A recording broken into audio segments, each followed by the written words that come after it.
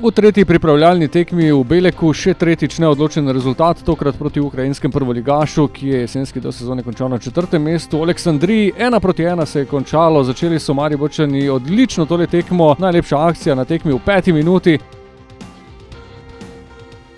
Po lepi podaji Novakoviča je Vršič spustil Boharju, ta pa izjemno natančno za vodstvo 1:0.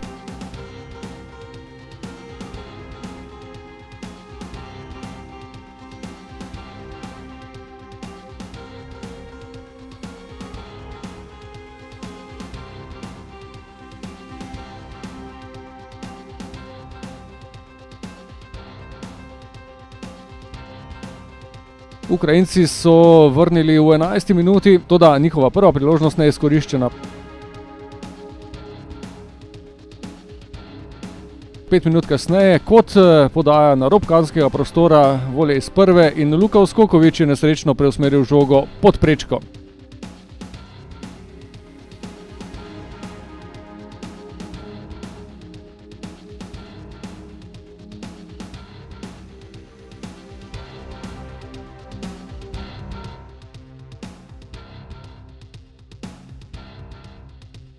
Na polovici prvega polčasa ob rezultatu 1:1 nova, lepa, izjemna priložnost. Po globinski podaji Markosa Tavaresa je Alex Pihler zgrešil.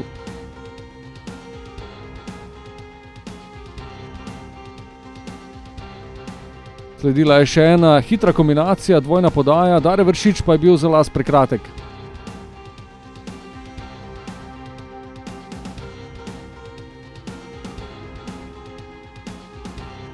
Ob začetku drugega polčasa samo ena sprememba v mariborski ekipi. V gol je stopil Matko Obradović, ki je imel tudi nekaj več dela.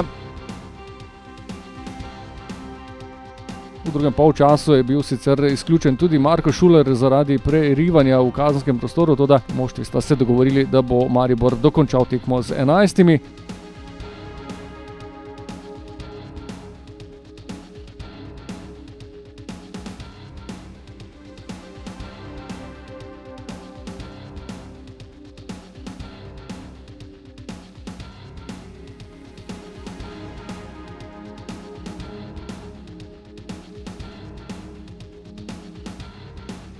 Ampak pravih priložnosti v drugem polčasu ni bilo do 68. minute, ko so Ukrajinci zapretili, toda najprej so zadeli samo prečko, potem v drugem poizkusu pa je Luka Uskoković požrtvovalno se vrgel v strel.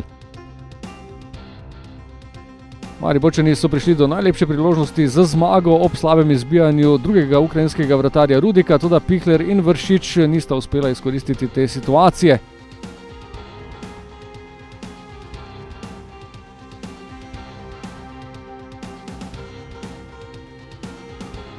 Za zmagoviti gol, na drugi strani pa je strel Čebotajeva ob koncu tekme ubranil Obradović, tako je ostalo 1:1.